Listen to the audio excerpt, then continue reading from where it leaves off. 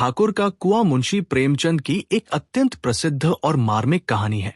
ये कहानी भारतीय समाज में मौजूद छुआछूत, जाति भेदभाव और गरीबी की कठोर सच्चाई को उजागर करती है। प्रेमचंद ने इस कहानी के माध्यम से समाज के उस दर्दनाक पहलू को दिखाया है जहां इंसान को सिर्फ उसकी जाति के कारण अपमान और कष्ट सहना पड़ता है। कहानी का मुख्य पात्र जोखू नाम का एक गरीब और दलित व्यक्ति है। उसकी पत्नी का नाम गंगी है। दोनों एक छोटी सी झोपड़ी में रहते हैं और बहुत गरीबी में जीवन बिताते हैं। एक दिन जोखू बहुत बीमार पड़ जाता है। उसे तेज बुखार होता है और वो बेहद कमजोर हो जाता है। बीमारी के कारण वो उठकर चल भी नहीं पाता। गर्मी का मौसम था और प्यास से उसका गला सूख रहा था। उसने अपनी पत्नी गंगी से पानी मांगा।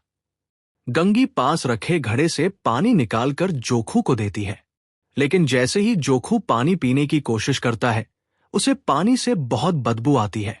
वो तुरंत पानी थूक देता है और कहता है कि ये पानी बहुत खराब है। शायद कुएं में कोई जानवर गिरकर मर गया है, इसलिए पानी सड़ गया है।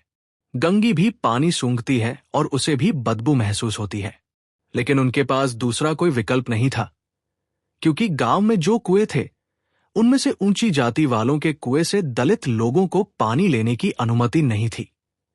गांव में 3 मुख्य कुएं थे, एक ठाकुर का कुआं, दूसरा साहूकार का कुआं और तीसरा उनके मोहल्ले का छोटा कुआं। दलित लोगों को ठाकुर या साहूकार के कुएं से पानी लेने की मनाही थी। अगर वे ऐसा करते पकड़े जाते तो उन्हें बहुत अपमान और सजा झेलनी पड़ती।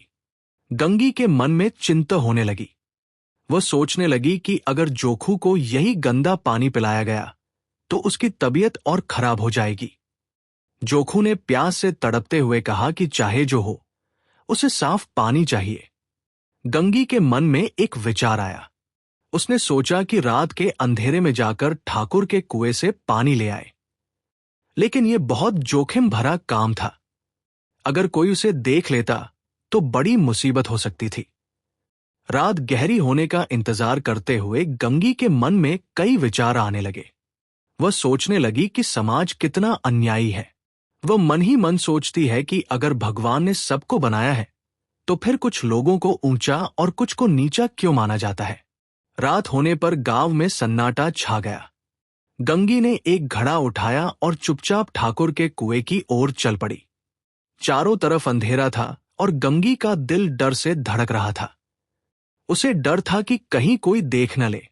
वो धीरे धीरे कदम बढ़ाती हुई कुएं के पास पहुंची। वहां पहुंचकर उसने चारों तरफ देखा कि कहीं कोई है तो नहीं। कुआं बिल्कुल शांत था। गंगी ने राहत की सांस ली। वह कुएं के पास गई और पानी निकालने के लिए रस्सी और घड़ा तैयार किया, लेकिन तभी उसे कुछ आवाजें सुनाई दी। कुछ ऊंची जाति की औरतें भी पानी लेने के लिए कुएं की ओर आ रही थी। गंगी तुरंत घबरा गई और छिप कर बैठ गई। वो उन औरतों की बातें सुनने लगी। वे अपने घर के कामों और परेशानियों के बारे में बात कर रही थी। गंगी को यह देखकर आश्चर्य हुआ कि वे औरतें भी अपने जीवन से खुश नहीं थी। वे अपने पतियों की शिकायत कर रही थी और घर के कामों से परेशान थी। गंगी ने सोचा कि दुख और परेशानियां तो हर इंसान के जीवन में होती है, लेकिन फिर भी समाज में इतना भेदभाव क्यों है। कुछ देर बाद वे औरतें पानी भरकर चली गई। अब कुएं के पास फिर से सन्नाटा हो गया। गंगी धीरे धीरे छिपने की जगह से बाहर आई और फिर से पानी निकालने की कोशिश करने लगी। उसने रस्सी से घड़ा बांधा और धीरे धीरे उसे कुएं में नीचे उतारा। उसका दिल जोर जोर से धड़क रहा था। अगर किसी ने देख लिया तो क्या होगा, यही सोचकर वह डर रही थी। काफी सावधानी से उसने घड़ा पानी में डाला, लेकिन जैसे ही वो घड़ा ऊपर खींचने लगी, अचानक कुएं के पास ठाकुर के घर का दरवाजा खुल गया। दरवाजा खुलते ही गंगी बुरी तरह डर गई। उसके हाथ से रस्सी छूट गई और घड़ा पानी में गिर गया। घड़ा गिरने की आवाज से गंगी और घबरा गई। उसे लगा कि अब कोई बाहर आएगा और उसे पकड़ लेगा। डर के मारे वो तुरंत वहां से भाग खड़ी हुई। वह तेजी से अपने घर की ओर दौड़ने लगी। जब वह घर पहुंची तो देखा कि जोखू वही गंदा और बदबूदार पानी पी रहा था। गंगी ये देखकर बहुत दुखी हो गई। वह सोचने लगी कि अगर समाज में ये भेदभाव न होता तो उसे इतनी परेशानी और डर का सामना नहीं करना पड़ता। कहानी यहीं समाप्त होती है, लेकिन यह पाठक के मन में गहरा प्रभाव छोड़ती है। मुंशी प्रेमचंद ने इस कहानी के माध्यम से यह दिखाया है कि छुआछूत और जातिगत भेदभाव कितना अमानवीय और अन्यायी है। ये कहानी हमें सोचने पर मजबूर करती है कि समाज में हर इंसान को समान अधिकार और सम्मान मिलना चाहिए।